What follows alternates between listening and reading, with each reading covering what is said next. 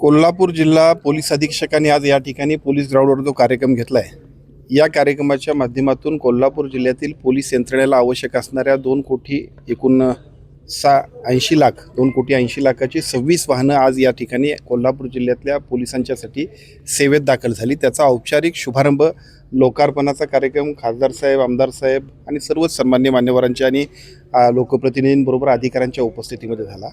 खरं तर कोल्हापूर जिल्ह्यामध्ये आपण बघितलं असेल तर दिवसेंदिवस येणारे ट्रॅफिक, वेगवेगळ्या पद्धतीच्या होत असणाऱ्या सुविधा, विशेषतः हायकोर्टचं बेंच झालं त्यामुळे वाढणारी गर्दी, त्यानंतर महालक्ष्मीला येणारी गर्दी, त्यानंतरचं आता एअरपोर्ट झाले त्याच्यामुळे होणारी गर्दी, आपलं श्री क्षेत्र आदमापूर असेल, पलीकडे आपल्याकडे नरसोबाची वाडी असेल, वेगवेगळ्या पद्धतीची धार्मिक स्थळं आणि त्याच्याबरोबरीनं सर्व सुविधांच्यामुळे सुद्धा कोल्हापूरकडे येणाऱ्या लोकांचा ओघ वाढतोय। त्यामुळे साहजिकच पोलिसांच्या यंत्रणेवरती सुद्धा ताण पडतोय। त्यामुळे सातत्यानं पोलिसांची, विशेषतः सन्मान्य पोलीस अधीक्षकांची मागणी होती त्याप्रमाणे यावर्षी 2 कोटी 80 लाख, याच्यापूर्वी 2 कोटी 80 लाखाची वाहनं वेगवेगळ्या पद्धतीची आपण उपलब्ध करून दिलेत। याच्याही पुढं अजूनही त्यांना काही ज्या आवश्यकता लागणार आहेत त्या सगळ्या देण्यासाठी सुद्धा पुढच्या टप्प्यामध्ये 5 कोटी 75 लाखाची आपण तरतूद केली।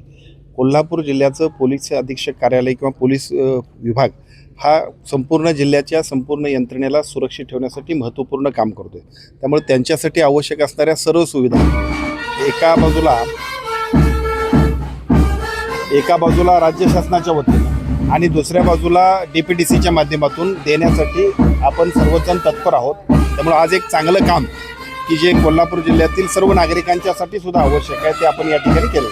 बाबा खूप बोर होतंय, काहीतरी नवीन फ्रेश ऑर्डर करा ना। माझ्याकडे एक सरप्राईज आहे। स्वाद गोकुळचा, आस्वाद परंपरेचा, गोडवा नात्याचा, गारवा आनंदाचा, गोकुळ आईस्क्रीम सोबती प्रत्येक क्षणाचा। गोकुळ आईस्क्रीम